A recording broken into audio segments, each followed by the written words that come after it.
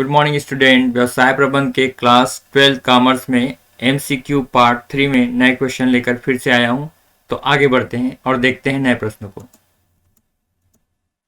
प्रश्न क्रमांक 26। उपभोक्ता जागरण के लिए भारत सरकार का सबसे प्रचलित नारा है। पहला ऑप्शन है जागो ग्राहक जागो, दूसरा ऑप्शन है अपने अधिकारों को पहचानो, तीसरा ऑप्शन है धोखाधड़ी से बचो और चौथा ऑप्शन है सजग उपभोक्ता बनो। तो अक्सर हमने विज्ञापन में देखा है जागो ग्राहक जागो, ये जो है भारत सरकार के द्वारा दिया गया प्रचलित नारा है। ऑप्शन नंबर ए इसका सही आंसर होगा। प्रश्न क्रमांक 27। गुणवत्ता का निदान नहीं है। Option number A ISI mark, B Agmark, C mall mark और डी बुल मार्क। तो बच्चों, जो गुणवत्ता है इसको प्रदर्शित करने के लिए सरकार ने कुछ मार्क बनाए हैं।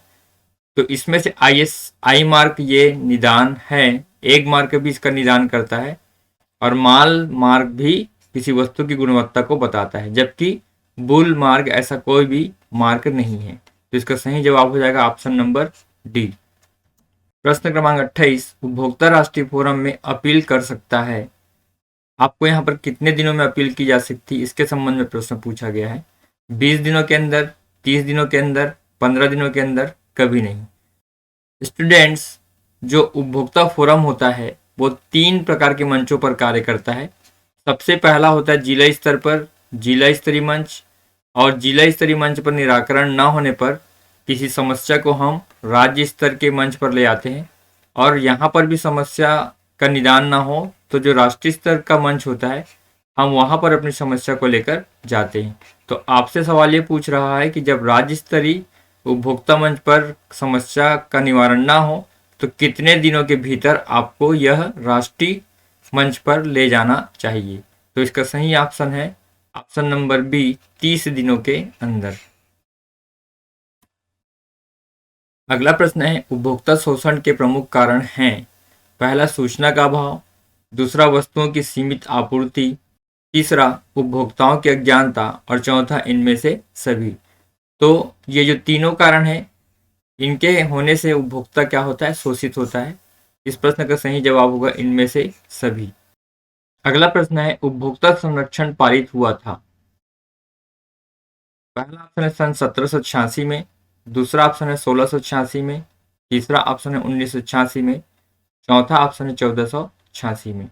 स्टूडेंट, उपभोक्ता संरक्षण ये पारित हुआ था 24 दिसंबर सन 1986 को। तो इस प्रश्न का सही जवाब हो जाएगा ऑप्शन नंबर सी।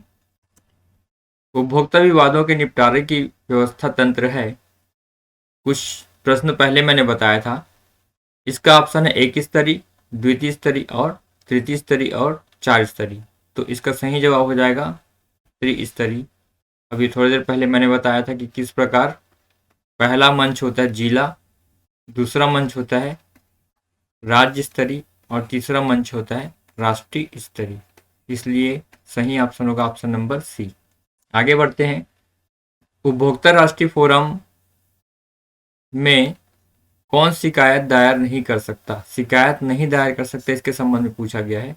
एक उपभोक्ता, दूसरा ऑप्शन है उपभोक्ता संघ जिसे मान्यता ना हो, तीसरा ऑप्शन है केंद्रीय सरकार और चौथा ऑप्शन है अन्य देश के लोग।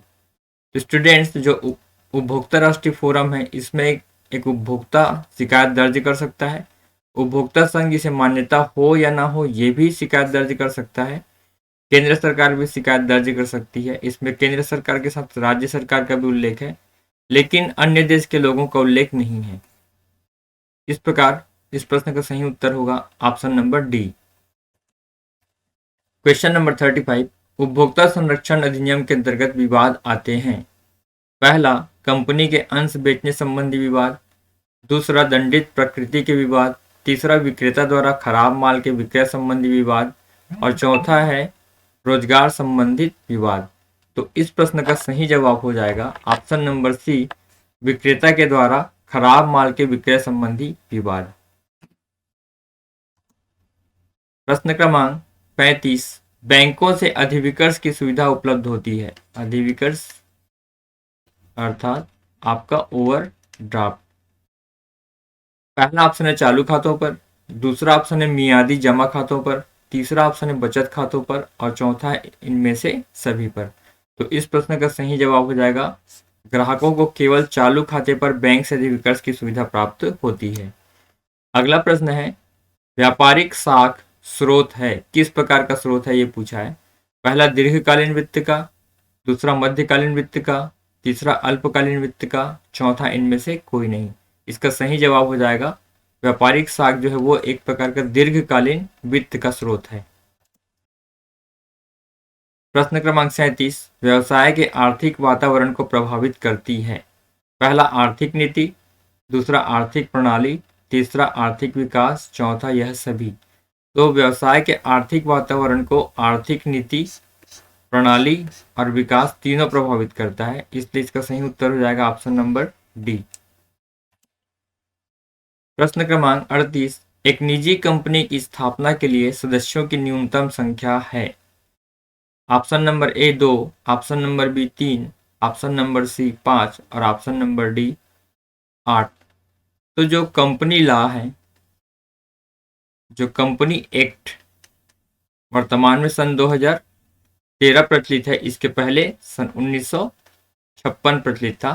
तो इसमें कहा गया है कि जो मिनिमम मेंबर होंगे उनकी संख्या 2 होगी। साथ ही यह भी बताया गया है कि जो मैक्सिमम अर्थात अधिकतम होंगे उनकी संख्या होगी 200।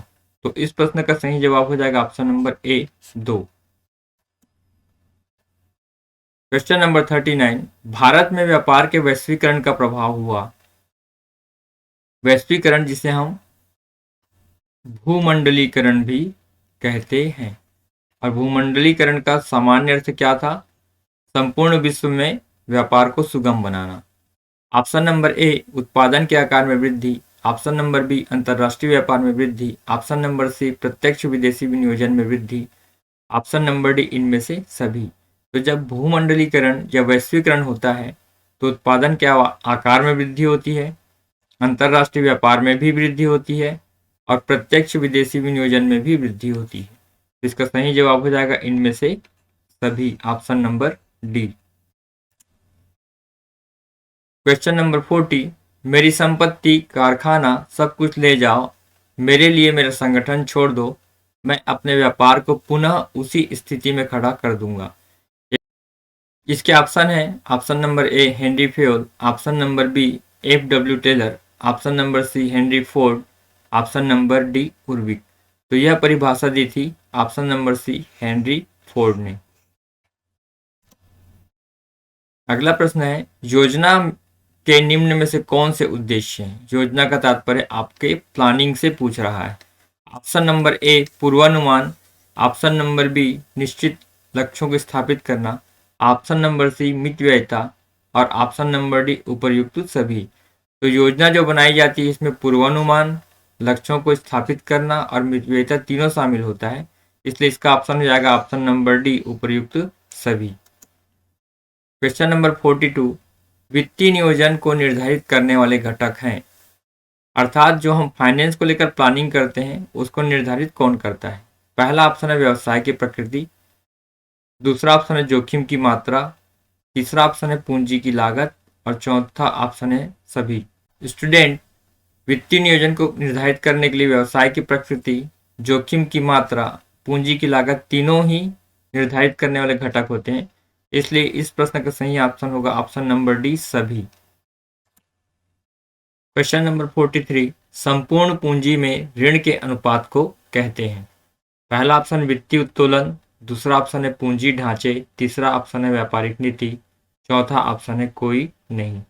स्टूडेंट जब कोई कंपनी स्थापित होती है तो उसे जितनी पूंजी आवश्यक होती है वो पूंजी कई प्रकार की मदों से मिलकर बनती है। जैसे यहाँ पर अंश होता है, शेयर, कुछ हिस्से ऋण पत्र के होते हैं और इसके अलावा हम बाह्य ऋणों को भी हम इसमें शामिल करते हैं। तो इसमें पूछा है संपूर्ण पूंजी में ऋण, यहाँ पर ऋण का तात्पर्य किससे लिया जाता है, ऋण पत्र से लिया जाता है। तो जब पूरी पूंजी में से ऋण पत्र के मध्य हम अनुपात देखते हैं ऋण पत्र और पूंजी के बीच, तो उसे हम कहते हैं वित्तीय उत्तोलन या फाइनेंशियल लीवरेज। तो इस प्रश्न का सही आंसर होगा ऑप्शन नंबर ए। क्वेश्चन नंबर 44, निम्न में से कौन सा कथन कार्य विभाजन के सिद्धांत का सर्वश्रेष्ठ वर्णन करता है? पहला, कार्य को छोटे छोटे भागों में बांटना चाहिए। ऑप्शन बी, श्रम का विभाजन करना चाहिए। ऑप्शन नंबर सी, संसाधनों को कार्यों में विभाजित करना चाहिए। ऑप्शन नंबर डी, इससे विशिष्टीकरण होता है। इस प्रश्न का सही जवाब है ऑप्शन नंबर ए, कार्य को छोटे छोटे भागों में बांटा जाना चाहिए। क्वेश्चन नंबर 45, निम्न में से कौन सा टेलर का प्रबंध का सिद्धांत नहीं है? टेलर अर्थात FW टेलर के संबंध में कहा है। ऑप्शन नंबर ए, विज्ञान न कि व्यवहारिक, अधिकतम न कि सीमित उत्पादन, कार्यात्मक फोरमैनशिप और सहयोग न कि विरोध। इस प्रश्न का सही जवाब है ऑप्शन नंबर सी, कार्यात्मक फोरमैनशिप।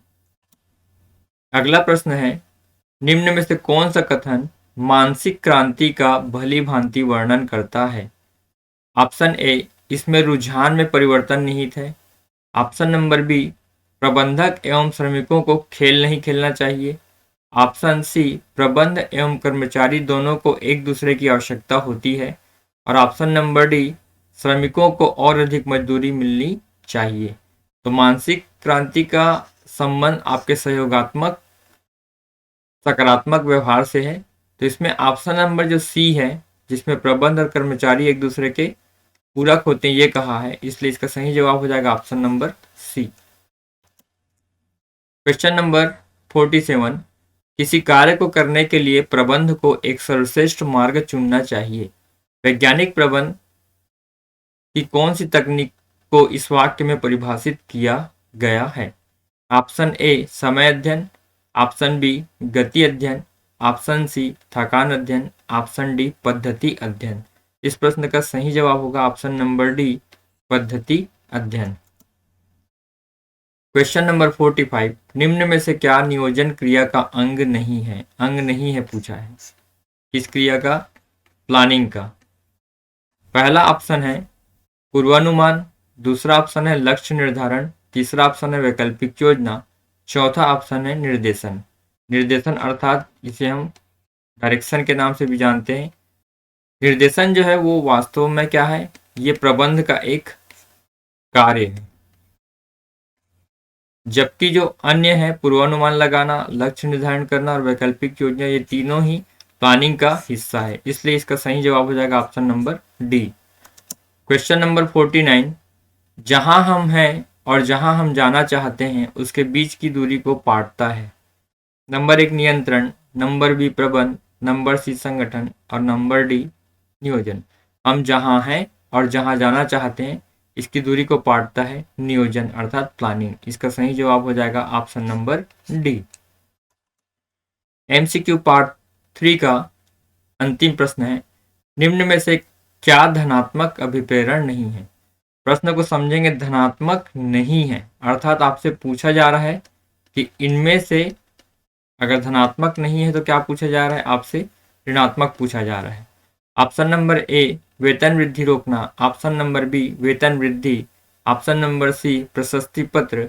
ऑप्शन नंबर डी, सुरक्षा आवश्यकता। अगर हम देखें वेतन वृद्धि रोकना, ये आपका ऋणात्मक अभिप्रेरण है। वेतन वृद्धि करना धनात्मक अभिप्रेरण है। प्रशस्ति पत्र या प्रशंसा करना, ये भी एक प्रकार का धनात्मक अभिप्रेरण है। सुरक्षा की आवश्यकता, ये भी धनात्मक अभिप्रेरण है। तो स्पष्ट है कि वेतन वृद्धि रोकना ही ऋणात्मक अभिप्रेरण आएगा और इसका सही आंसर होगा ऑप्शन नंबर ए। स्टूडेंट, व्यवसाय प्रबंध के MCQ पार्ट 3 में हमने 25 प्रश्नों का अध्ययन किया।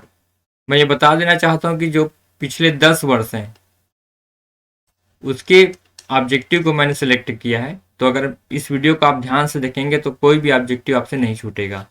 तो स्टूडेंट, मिलते हैं हम अगले MCQ पार्ट 4 में। तब तक के लिए गुड बाय।